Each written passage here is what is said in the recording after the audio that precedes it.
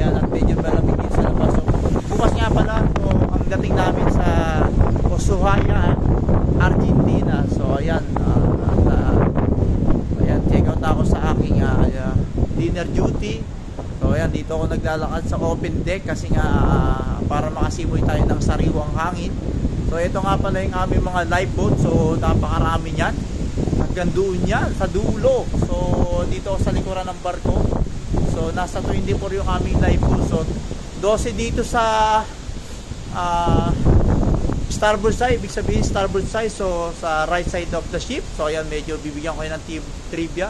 And then yung tinatawag na port side, so left side of the ship naman. So ito yung aming mga lifeboat. So 12 rin din yung sa kabila, yung lifeboat doon. So 12. Tapos syempre meron pa kaming tinatawag na MES. Yun. So yung capacity nga pala ng lifeboat, ayan, 150 person. So 6 yung crew dyan na naka-assign. And then 144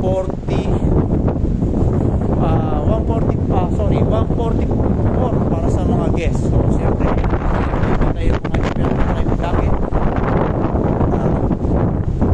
Ayan. So dito sobrang lamig. Grabe, sobrang lamig. Nakikita nyo naman at medyo mahangin. At siyempre dito naka-indicate dito sa yung number ng lifeboat. Yung mga nakalagay na lifeboat. At ayan, at makikita niyo yung oras dito. So ayan. So ayan, medyo hindi na, pero 10:30 na ng gabi. Pero maliwanag pa rin. So dito talaga dito sa South America, no?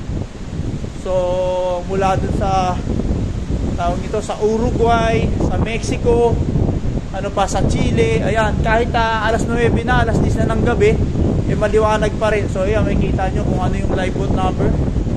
Kaso hindi makikita, pasensya na kayo, medyo sobrang liwanag kasi. So ayan, at syempre yung lifeboat na nakalagay kung anong barko yan. Ayan yung aming barko, Celebrity Eclipse Valletta number 5.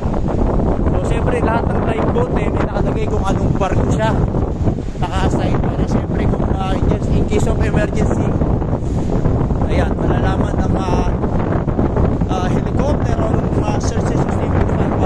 Right, siya medyo malamig na barko dito. So ito yung tinatawag namin ngayon.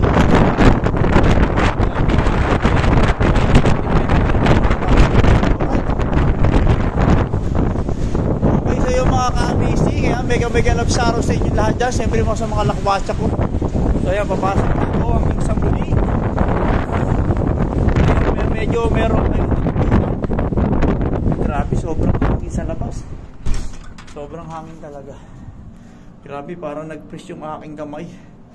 So ayan, mega love shout out sa inyo lahat. Stay safe, stay healthy mga kabaro, mga kalakwatsa. At syempre, shout out nga ulit sa aking mga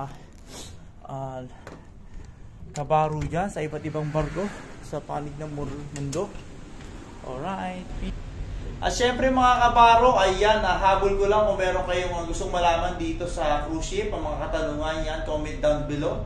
Ayan, nakikita nyo naman yung aking tawag ito, relo. Ayan, nagkaroon siya ng pagsalaw kasi nga sobrang lamig dito sa Argentina at sa Chile, dito sa South America. Okay?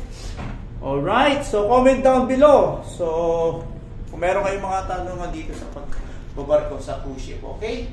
Hanggang sa muli. Bye-bye! Yeah!